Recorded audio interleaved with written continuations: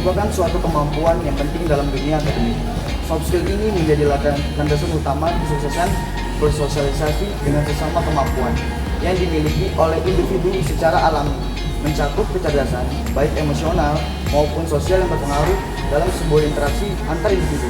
Kemampuan soft skill ini berfungsi untuk menyesuaikan diri dengan apa yang kita rasakan dan pikirkan, yang berakhir dengan tindakan. Self-awareness atau kesadaran diri untuk mengidentifikasi dan memahami dirinya secara utuh, baik dari sifat, karakter, emosi, perasaan, pikiran, dan kemampuan beradaptasi dengan lingkungan. Self-regulation merupakan kemampuan seseorang untuk mengarahkan pikiran, perasaan, keinginan untuk mengerjakan berbagai tuntutan yang dihadapi untuk mencapai tujuan tertentu.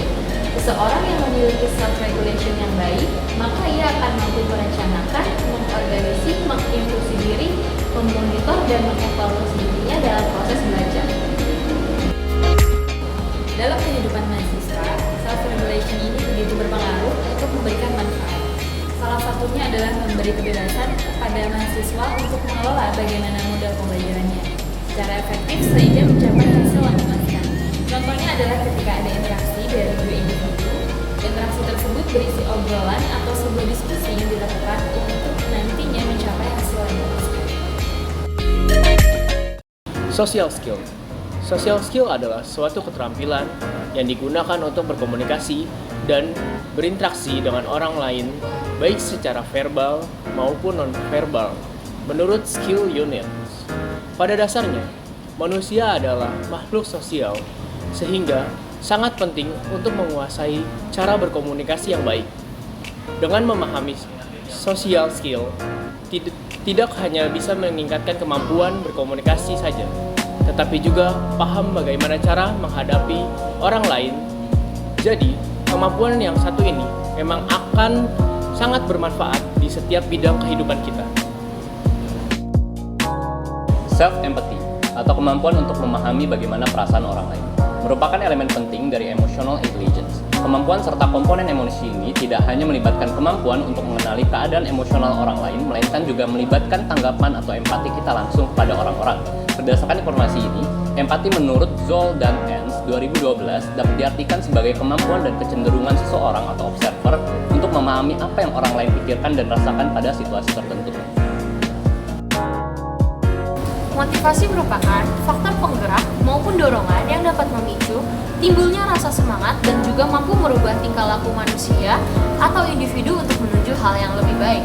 Menurut Hamza Begno, ia menjelaskan, istilah motivasi berasal dari kata motif yang diartikan sebagai kekuatan yang terdapat dalam diri individu yang menyebabkan individu tersebut bertindak atau berbuat.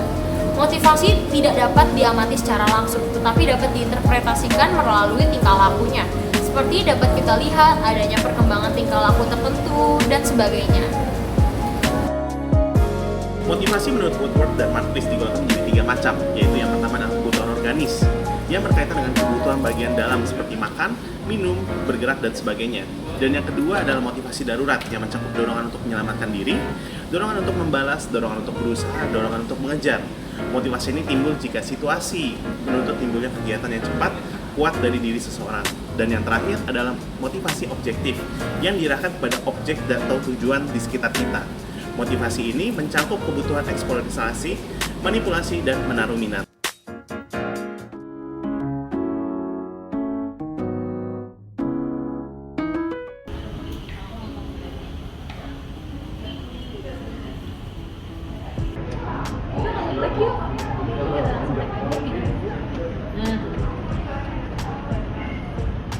Berikut penjelasan dari Bapak kami, sekian dan terima kasih.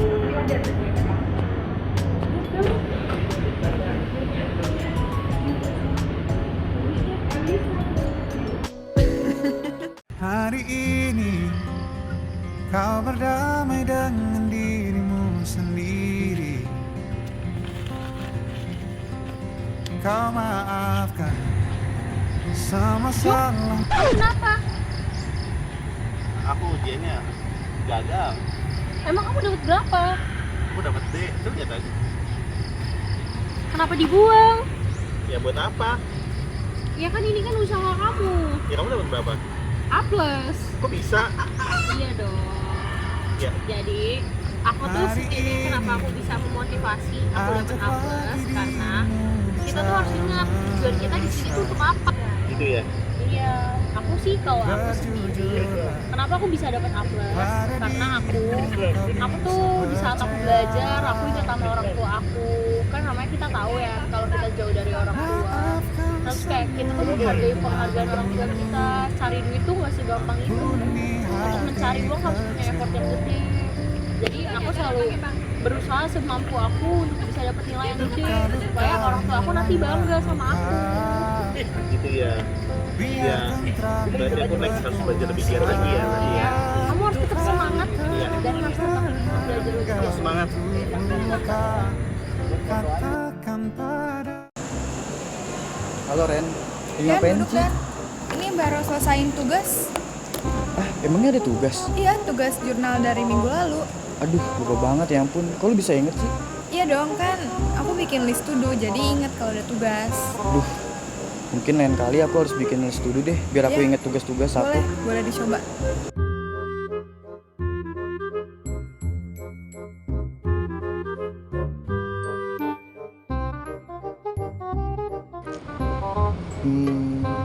Bener juga ya, jadi inget.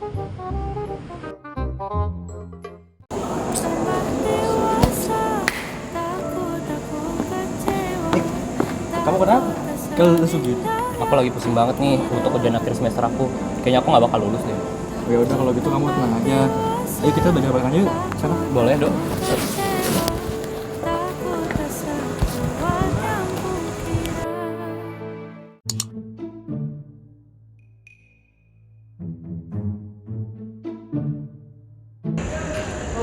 Iya.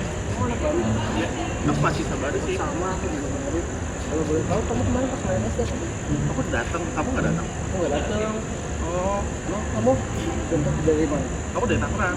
Oh, deket dong berarti. Aku dari Jakarta, makanya. Kamu jurusan apa? Ilmu komunikasi. Oh, sama dong. Kamu siapa namanya? Nama aku Kristianto Budina. Oh, iya. Aku Johannes. Iya. Kalau boleh, nanti ntar kalau ada tugas apa aku ya? Boleh nanti kita belajar bareng aja. Boleh, siap. Ya udah ya. Oke, nanti kita ketemu di dalam aja. Ya udah ya. Ya. Thank you. Jadi kesimpulannya, seseorang yang memiliki emotional intelligence yang baik merupakan seseorang yang mampu mengontrol emosi dan peka terhadap lingkungan sekitar. Selain itu, emosional ini juga sangat dibutuhkan dalam